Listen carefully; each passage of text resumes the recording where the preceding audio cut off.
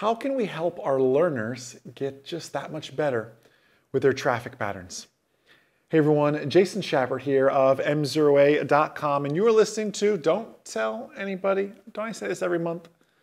The CFI Podcast, my favorite podcast, certificated. Did you know that? It is the certificated flight instructor. You're not a certified flight instructor. I don't know if you knew that. You are a certificated flight instructor. I've been big on the vernacular lately. Like when people say private pilot license. Hey Jason, I got my PPL. Like, man, no, you got your PPC. Private pilot certificate. I can't laugh, by the way. If you watch the Commercial Pilot podcast, I just recorded it. I batched these together. This is my second video I've made since recovering from double hernia surgery. Why have one hernia when you can have two? I did not get, or maybe I did get two for the price of one. Well, I'll find out when I get the insurance bill. I'm sure I did not get two for the price of one. I have water over here. If I have to stop and take a sip of water, I apologize. But I'm like breathing tube, and a robot did the surgery and everything else. So they said, oh, you'll be back to sports in a week. I don't know what kind of sports they play, but not the kind of sports I would want to play. Right now, business is my sport, and that's been hard enough. It's been 4 days of just on the couch reading, because that's about all I can do, and the kids run around crazy wanting me to play with them and everything else. I just can't. Anyways, today we're talking, though, about traffic patterns on the Certificated Flight Instructor Podcast, which is brought to you by our #1 rated online ground school. I know you've heard a lot about the ground school this week, MzeroAtrial.com. Thank you for sending your learners that way. We're diving into AIM Chapter 4, Section 3, Airport Operations, and we're talking, I need to start with the foundation. Foundation was kind of a buzzword for us in the month of March of 2021. We're now in November of 2021 as of this recording, but we can always still talk foundation.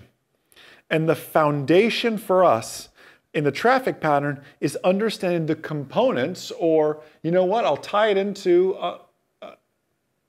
not knowingly, didn't script it this way, I'll tie it into how I started. You know, I love my vernacular, certificated flight instructor, private pilot certificate. I love those sort of things, getting the verbiage right. Well, in the components of the traffic pattern, we have some very specific vernacular. For example, here's where I'm going with this. Who knows the difference between an upwind leg and a departure leg? If you don't, your mind's about to be blown. If you do, you're saying, yes, go there, Jason, because people need to know this. The upwind leg, according to the AIM, and there's an image in there, figure 4-3-1.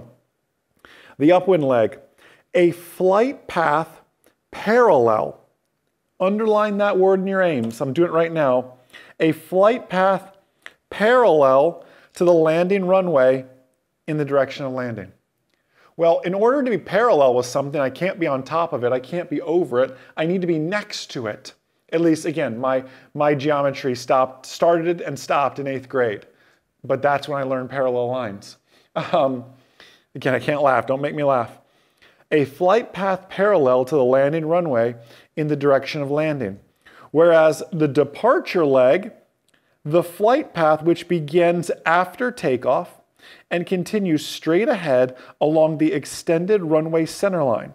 The departure climb continues until reaching a point at least 1/2 mile beyond the departure end of the runway and within 300 feet of traffic pattern altitude. Where on earth did Jason get that? Oh, 300 feet of traffic pattern altitude, we'll turn a left crosswind. It's right from the AIM.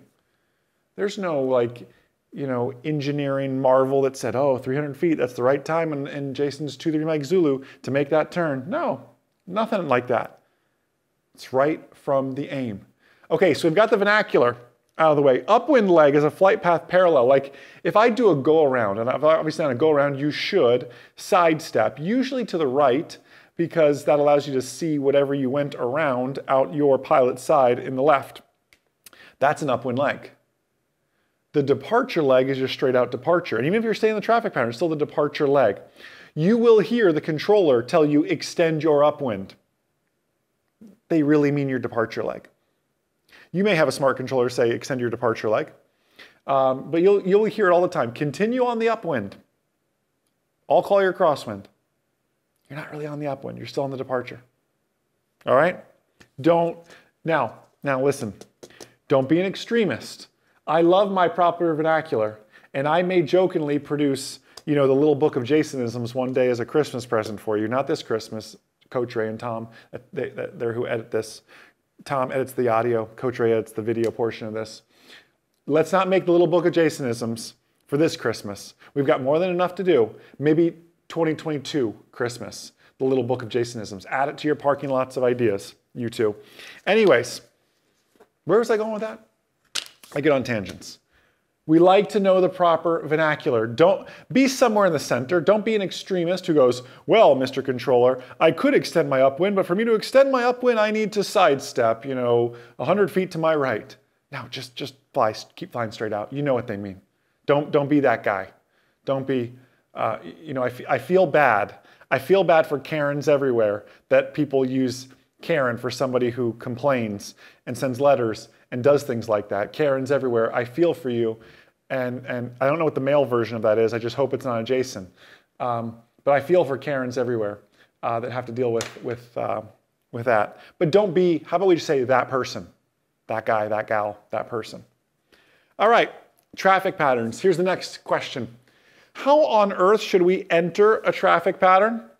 How on earth should we enter the traffic pattern? Well, I'll tell you a few things here. Pilots are encouraged to use the standard traffic pattern. Show of hands. Who all knows somebody who cut you off in the pattern because they didn't use a standard traffic pattern? You were following all the rules. It was that other person. Pilots are encouraged. Underline that word. I'm in 4-3-3 under the note 1. Pilots are encouraged to use the standard traffic pattern. However, those pilots who choose to execute a straight-in approach, maneuvering for and execution of the approach should not disrupt the flow of arriving and departing traffic. Likewise, pilots operating in the traffic pattern should be alert at all times for aircraft executing straight-in approaches. Did it say you can't make a straight-in approach? No. It just said we're encouraged. If you look at figure 4-3-2, in the legend, it shows you the recommended standard left-hand traffic pattern depicted. Underline the word recommended, because the aim is not regulatory. The FARs were, we say, written in blood. They're regulatory. The aim is just a book of polite suggestions that if everybody followed them, the world would be a better place. And I truly believe that. I think we should follow those things. And I believe there's some things in the aim that should be treated as if they were regulatory. If everybody made the standard 45-degree entry to a left-hand traffic pattern, assuming they use left-hand traffic, let me just say the standard 45-degree entry to the downwind, whether it's a right or a left downwind, that's up to the airport, and their noise abatement procedures or terrain procedures, whatever that may be. If everybody made the standard 45-degree to downwind entry, I think the world would be a better place. Because who's been ever just cut off by somebody on a straight in?